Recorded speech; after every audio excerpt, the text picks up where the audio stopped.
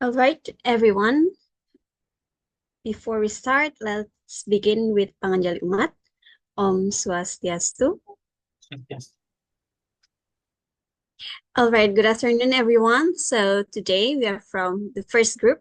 We will explain the material about historical foundations of curriculum. Before we start, introduce ourselves. From my friend, Jisna. All right.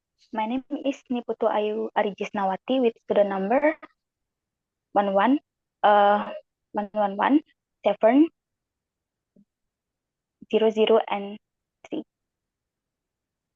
All right, thank you. My name is Wayan Chyntia Wulandari with the number 22, 11, 17, 10, and 21.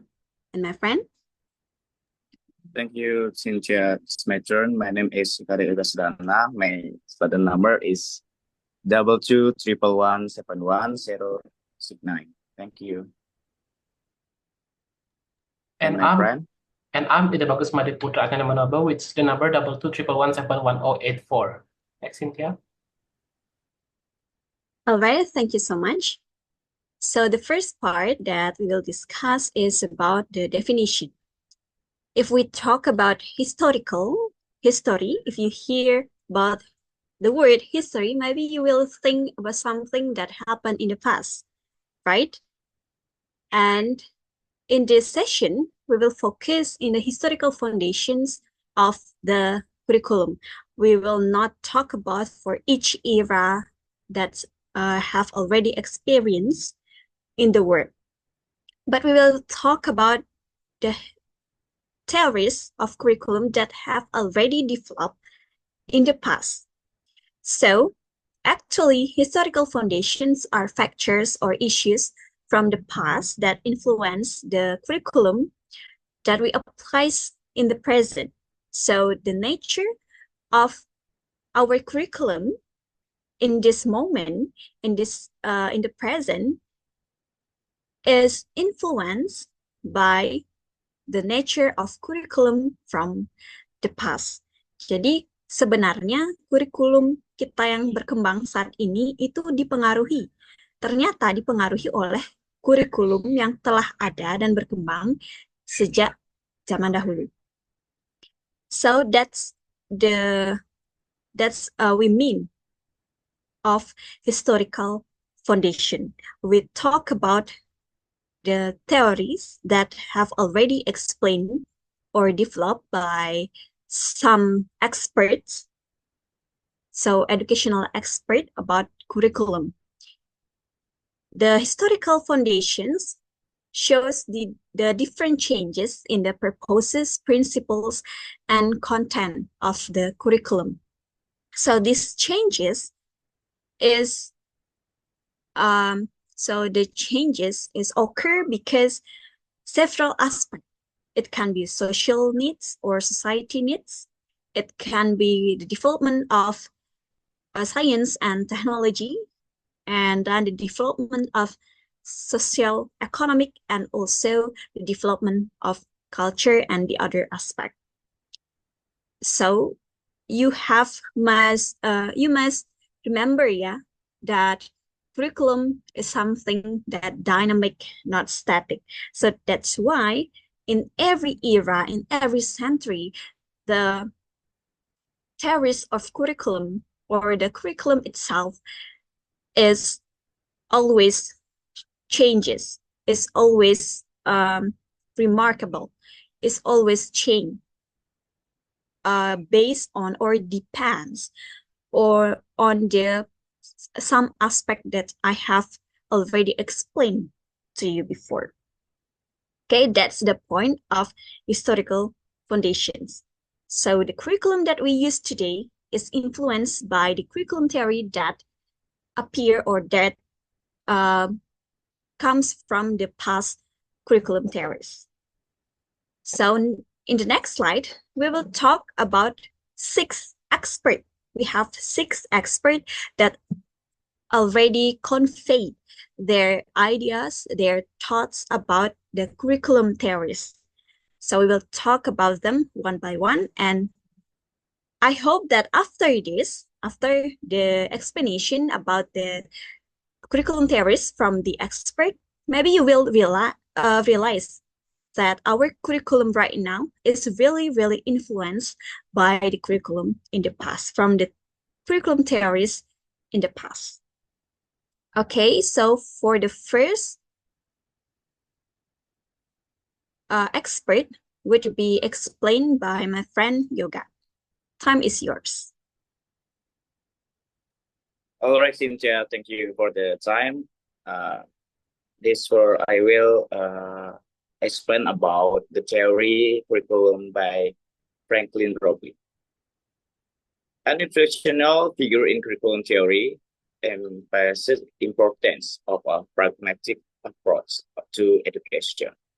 He believes that the curriculum should be designed based on the need and interest of students, aligning educational content with real-world experience will be advocated for a systematic analysis of societal needs, suggesting that the curriculum should prepare students for their role in society by focusing on practical skill and knowledge. His work highlights the significance of the clear objective in curriculum design, proposing that education should be purposeful and great toward achieve specific outcome. With idea laid the groundwork for later development in curriculum theory, particularly in the realm of behavior objective and the assessment of educational effective. All right, we move to Wyatt Carter. According to Wyatt Carter, build upon and expand the idea of early curriculum theory, emphasizes a more systematic and scientific approach to curriculum development. He believes that education should be centered around the needs of the student and society, advocating for curriculum that is responsive to the changing demand of the world. Character introduced the concept of educational objectives, arguing that curriculum should guide curriculum planning. He emphasized the importance of structure framework that includes content, method, and assessment, ensuring that all aspects of educational are aligned to achieve their objective. His work highlights the need flexibility in curriculum design, allowing the educator to adapt to the unique context of their student and communicate. Overall, character's contribution to curriculum theory goes of making education relevant, practical, and purposeful, stressing the importance of the evaluating the effectiveness of educational program in meeting established goals. That's all from my turn. Next, Chyntia Wulandari. Next slide, please. All right, thank you, Yoga. So we continue to the next slide.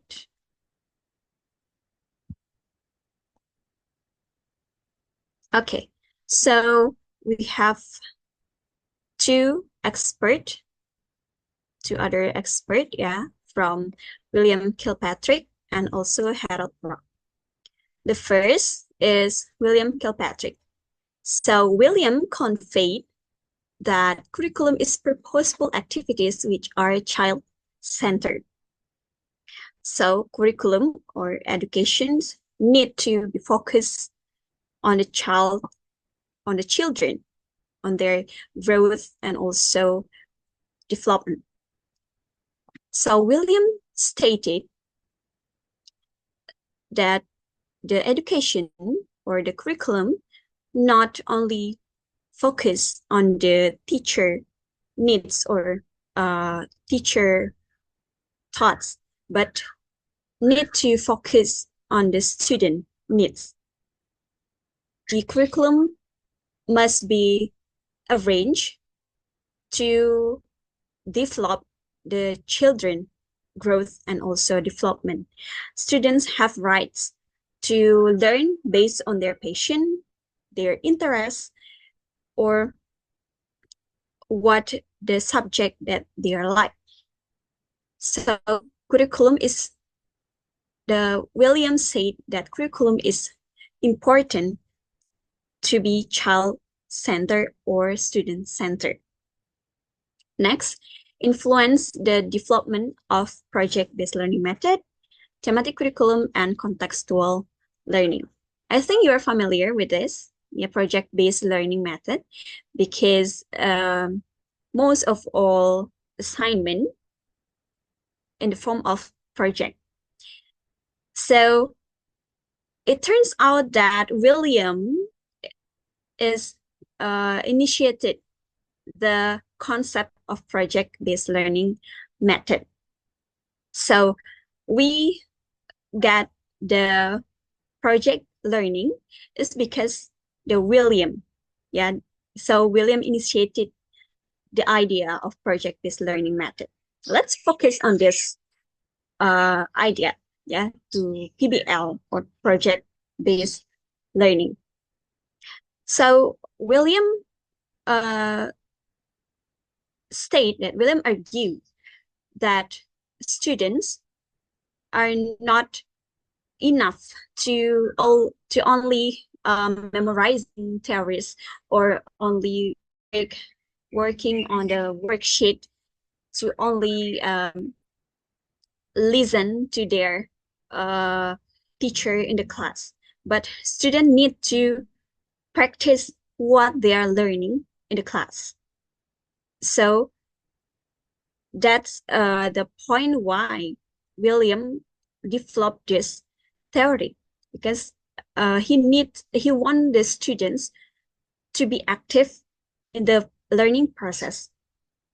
So in the project-based learning, students should make a project that relevant into their real life, to their daily life. So all of the theories that they have learned in the classroom, they need to practice it, they need to implement it to the real life, to their daily life. So it's William think that will be something beneficial for the students, where they can implement it, all of the theories, not only memorize it and not only take note the theory on their notebook. And also, same as thematic curriculum, I think some of you have experience to learn with the thematic book, right? And then also contextual learning, like what we are doing right now, also the contextual or discovery learning, where the students need to be more active than the teacher. The student need to be more active to gain the material to learn by themselves. So that's the curriculum theory from William Kilpatrick. Next, Harold Rudd. So Rudd stated that curriculum should develop the whole child. So it's similar with William Kilpatrick. So Rudd also stated that student-centered learning or child-centered learning is really, really important to make them more active. And Rack also emphasized the social studies. So he argued that social studies is really important to be learned by all of the students, because Rack believed that the curriculum should include learning of social studies, about the history, social science, and also economic. So why he uh, all of the social studies is important? Because the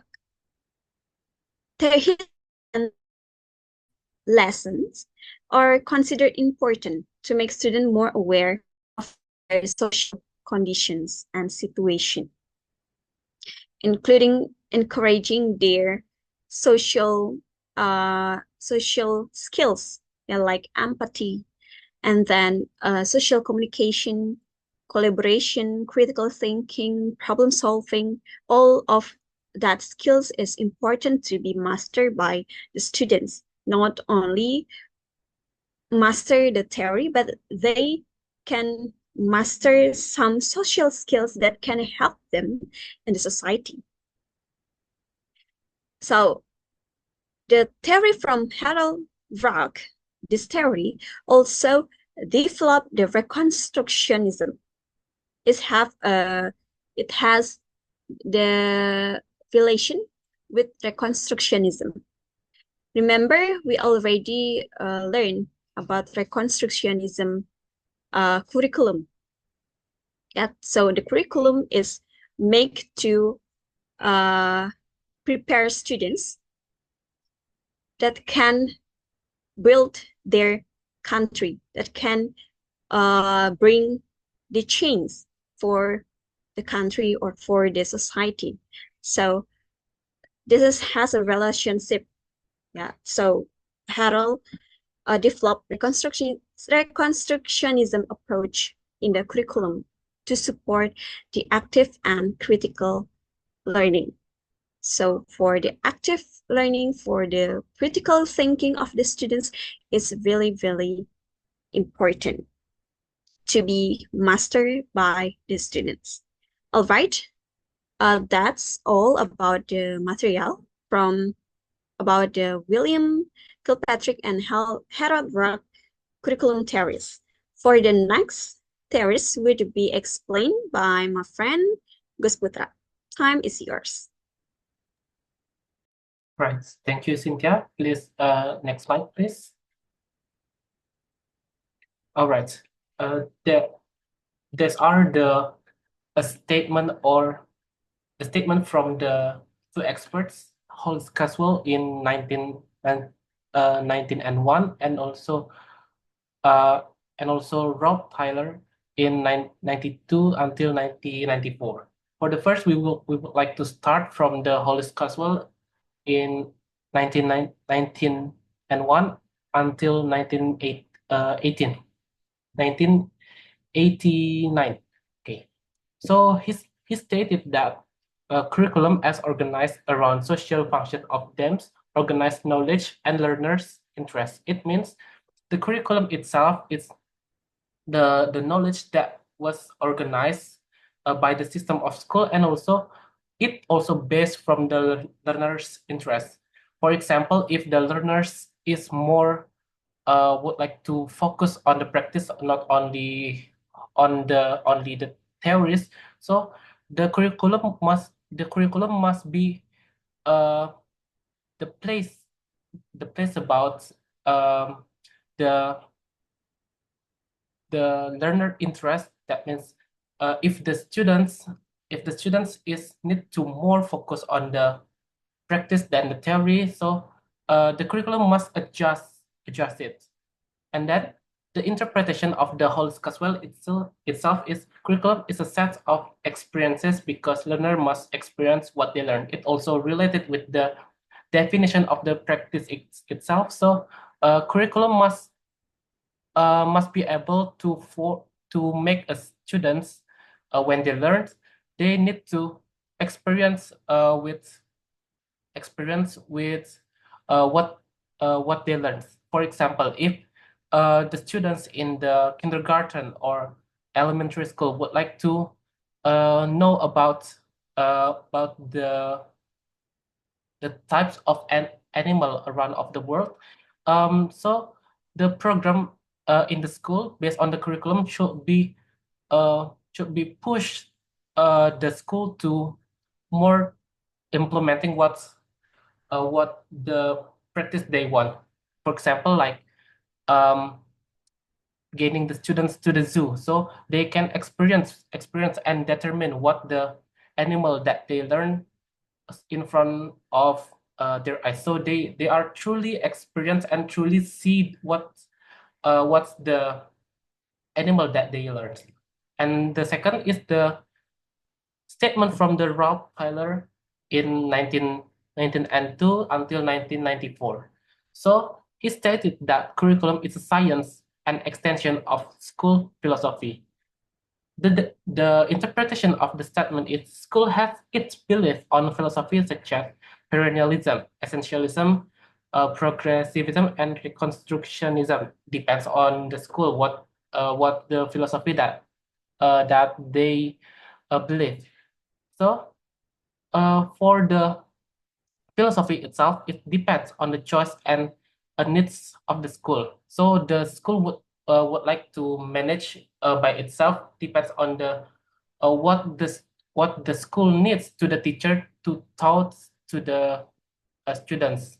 So that's all about my part of the presentation. I would like to give again to the Chyntia. Thank you.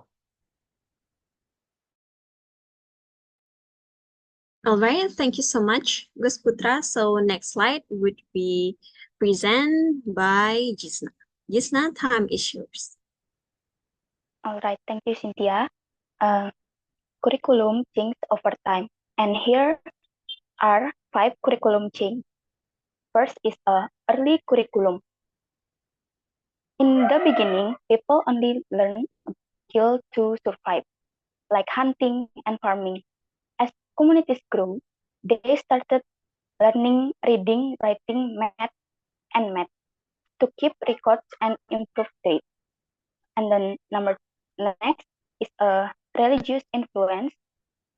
And during this medieval period, religion had a big influence on education. School mostly studies religious along with philosophy and a little science. In this era, students spend a lot of time study religious texts and learning about moral value. And next is industrial revolution. And when factories became popular, school focused on practical skills. They started teaching subjects like engineering, math, science to prepare students for factory jobs. In this era, teenagers learn basic engineering skill to help operate the machine. And the next is 20th century. And after World War II, education became more better. People want to develop critical thinking and include subjects like art, science, and technology. This helps students become adaptable and prepare for their career. And for the example, they introduced an art and music alongside science, math for helping students think creatively as well as logically. And the next is 21st century. Today, curriculums are more flexible and focused on technology. Students learn digital skills, problem solving, and about the world around them, which help them in a fast changing. Technology is a heart of many curriculum. Students often learn coding, use digital tools for research, and study global issues to understand the world better. And next is in conclusion, this topic deals with past events, which have led to present trends of education. By analyzing past period of curriculum, it is possible to view and review the need of curriculum in in terms of current and future education needs. Process that have contributed significantly to global change. The historical development show the different things in the purpose of principles and the content of the curriculum. Right. Next, that's all of my material, and back to Chyntia. All right, thank you so much, Jisna, for your explanation. So, we arrived in the end of our presentation. So thank you so much, everyone, of your attention. And I'm sorry, we apologize if there are any mistakes that we make. So if you still have a question if you still confused about something of this material, you can type your question in the chat box so we can discuss it later. So for the end of this presentation, let me close with Paramasanti. Om Santi, Santi, Santi. Om. Thank you so much.